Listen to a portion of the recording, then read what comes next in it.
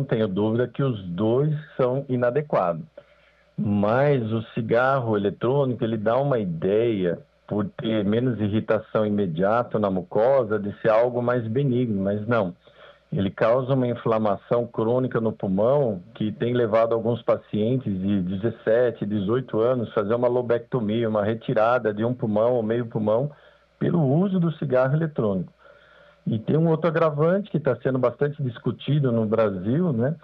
E o Caio, eu peguei um pouquinho da conversa, eu evito política, mas outro dia eu vi na rádio uma coisa absurda também, que estão se discutindo a legalização do cigarro eletrônico, porque daí você tem ideia de onde é feito, o que é feito, sendo que para nós médicos, nós sabemos que todos os produtos são inadequados e são nocivos.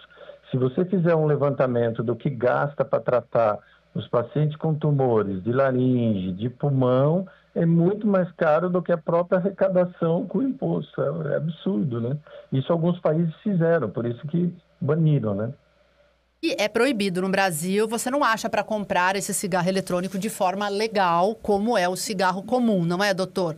Mas não é a realidade do dia a dia, né, Nando? A gente sabe que quem quiser um cigarro eletrônico consegue, né? Essa que é a verdade, Sim, né? se der uma volta em São Paulo, eu convivo muito em São Paulo, qualquer barzinho tem vendendo, apesar de ser proibido, nós não conseguimos ter fiscalização. E eu acho que o melhor caminho é o que vocês estão fazendo agora, que é o alerta, a gente conhecer melhor o que as agressões que ele pode causar, laringe, pulmão, intestino, vários tumores, inclusive de rim, e a gente evitar. É uma coisa tão óbvia, mas ele vicia, é rápido e você tem um acesso muito fácil. Você não tem como regularizar isso, a venda ilegal, né? Doutor, e pela sua experiência, e no seu consultório mesmo, obviamente, claro, sem citar nomes, mas o senhor tem recebido jovens com problemas no pulmão porque já fumam há muito tempo? Sim. E o cigarro eletrônico assusta muito mais, porque ele faz uma reação inflamatória que parece uma doença autoimune. Ele destrói uma parte do pulmão num tempo muito... Porque o cigarro normal, às vezes o paciente vai ter a lesão depois de anos. O cigarro eletrônico pode ser mais rápido. Às vezes, 2 anos de uso já pode ter comprometimento.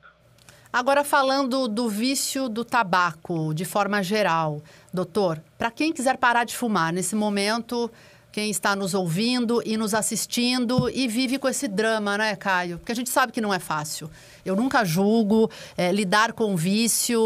Não adianta você falar para a pessoa, por que você começou a fumar? Não é assim que funciona, né, doutor? Eu sou filho de alguém que fumava 4, 5 maços de cigarro por dia. E explicar para o paciente o benefício, né, que ele começa imediatamente. Após a parada da última largada, há uma melhora da circulação cardíaca, da função pulmonar, do risco de doenças graves a curto e longo prazo.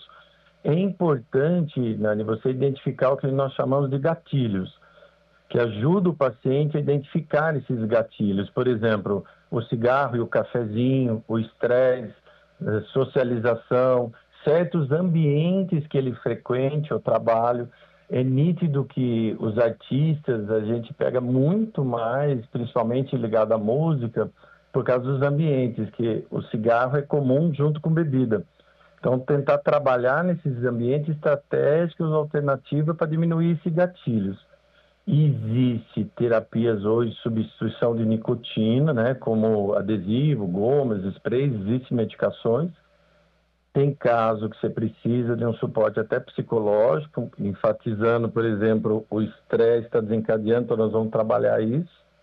A gente tenta com o paciente estabelecer metas, né, para incentivar o paciente. Não é algo, às vezes a parada imediata, o paciente tem queixa cardíaca, tem o que a gente chama de lipotímia, que é aquela sudorese, mal-estar. Então, às vezes a redução deve ser gradativa, acompanhando com o médico, que às vezes ajuda com medicação e essas outras terapias, e a ajuda dos amigos é fundamental.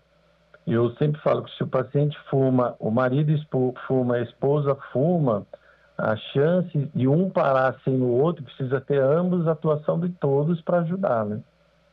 Doutor, o cigarro causa câncer em quais órgãos?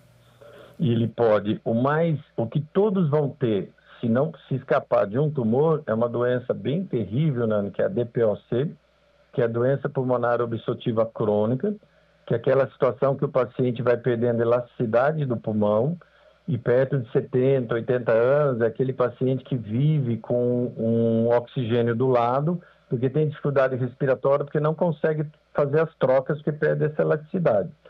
E outra doença que é o enfisema, que seria parecido, e a bronquite e a asma. Agora, câncer, ele está associado diretamente, câncer de pulmão, câncer de boca, garganta e esôfago, além das doenças cardíacas e os acidentes vasculares, AVC, que hoje tem aumentado muito, né, na população. Doutor, e para a gente encerrar, para eu te liberar, porque eu sei que o senhor está em consulta. Não, quem quer parar agora neste momento? Fala, eu preciso parar. Qual é o primeiro passo? Eu acho que buscar uma ajuda médica. Você tem possibilidade de algumas medicações que têm como efeito colateral diminuir o uso do cigarro. Mas eu acho que a primeira coisa, né, o paciente tem que identificar esses riscos e ele querer. Eu costumo dizer que o paciente que tenta transferir a parada só para o médico, ele não vai ter sucesso, ele tem que querer. Quem quer alguma coisa move montanhas, né? Consegue mudar tudo, né, na vida dele. Educadora.